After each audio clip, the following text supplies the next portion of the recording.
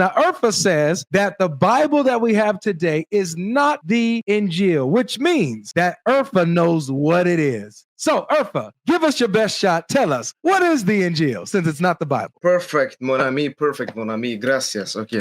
So the Injil is the thing. It's the book that was revealed to Jesus. Yeah, but what was that, though? What? What was that book? It was Allah's revelation to Jesus. Nice, but what was that? I can give it to you. Do you know Q Gospel Share? You said Q? Q Gospel Share. Do you know what it is? What is that? You can search it up.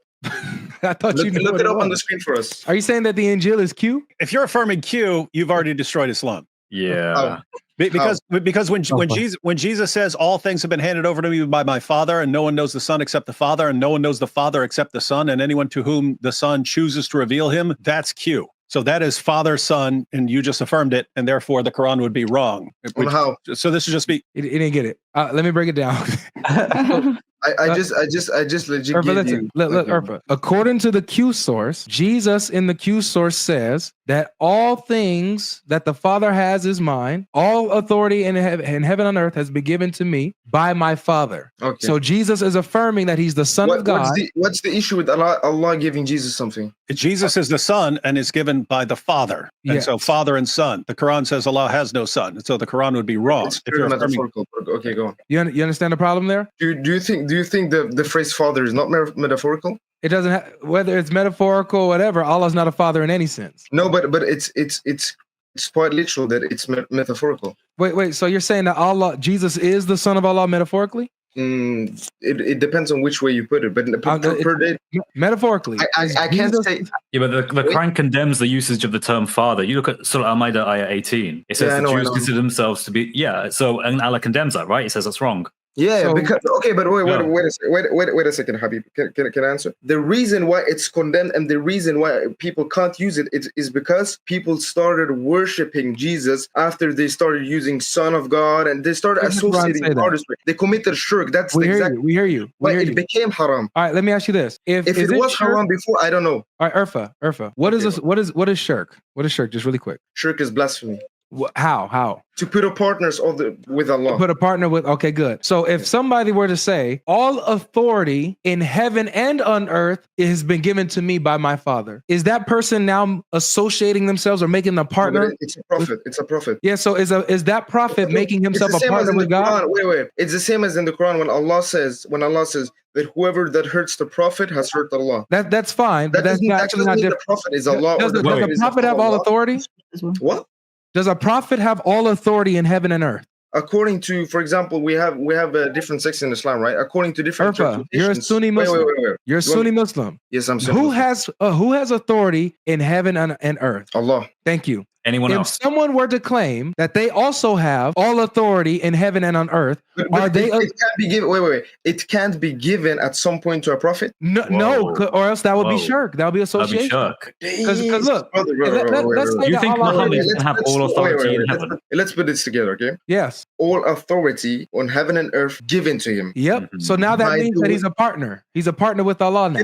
Okay. David was the one that took up that. It says that in the Q gospel, right? No, you brought up Q. Yeah, but you said that it says in it. It's like the other guy who brought up Ibn Abbas. You know, what did you bring up Ibn Abbas? But can I just ask you something? Before you ask a question, let's focus. Can I ask you one question? Hold on a second. Okay. I need you to focus with me, please. If someone else has all authority in heaven and earth, are they now a partner with Allah in heaven and earth with all authority? Okay, so someone else can have all authority besides Allah in heaven and earth? Wait a second. Can I explain Can someone have all authority in heaven and earth besides Allah? Listen, I will answer you. Okay, let's say I have a huge house, right? I have a palace, right? And I have the keys. I'm losing my patience, Urfa. It's either you answer this question or I'm gonna move on to the next. But I'm trying to answer. I'm trying to give you an analogy. I'll ask it again. But I'm answering you by giving you an analogy. Can someone have all authority in heaven and on earth besides Allah? Yes or no? Yes, it can. But can I answer you? You've just left Sunni Islam. You've just left Sunni Islam. Can I give you the analogy? You just left Islam. Sheikh Asli Malakim is fuming right now.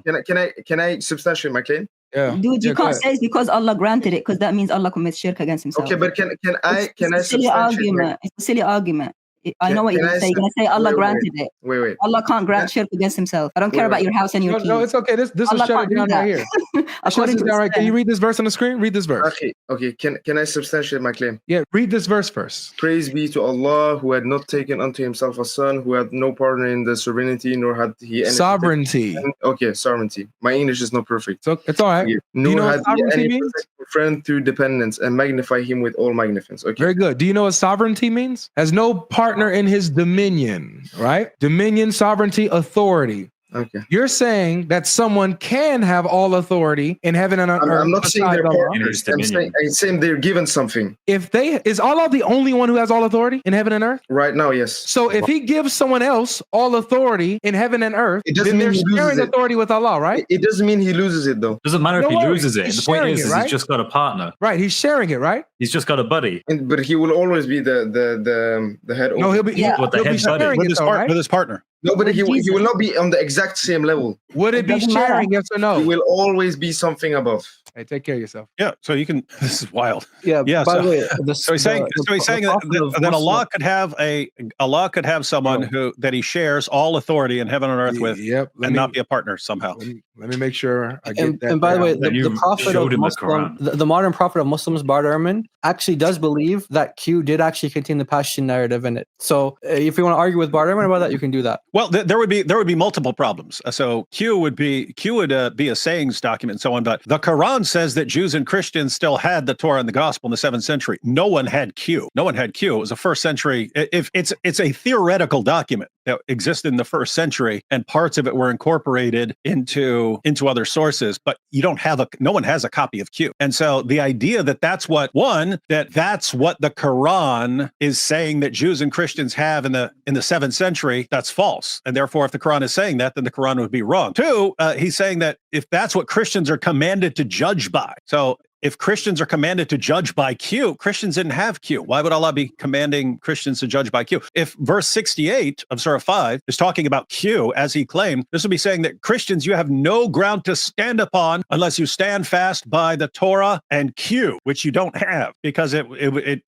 didn't exist past the 1st century. So we have tons of verses, dozens of verses we can go to for the Islamic dilemma. If we had to make like a top 5 list, chapter 5, verse 68 is probably on all our top 5 lists, because it's where Allah says, he commands Muhammad to say to the people of the book that we have no ground to stand upon unless we make the Torah and the gospel our foundation, which means, what does that mean? It means we still have it. We can't make it our foundation if we don't have it. So that verse means that we have it, and 2, means that it hasn't been corrupted. Why would he say that you have nothing to stand upon unless you make a corrupt book that contradicts the Quran your foundation? It would make no sense. In other words, that's a verse that only makes sense if it's talking about the inspired, preserved, authoritative gospel that we have, that's still reliable, hasn't been corrupted, and that is still an authority over us. It doesn't tell us to go with the Quran. It says go with your book. You have nothing else to go with. That proves our point. New quote: someone besides Allah, powerful, can have all authority in heaven and on earth.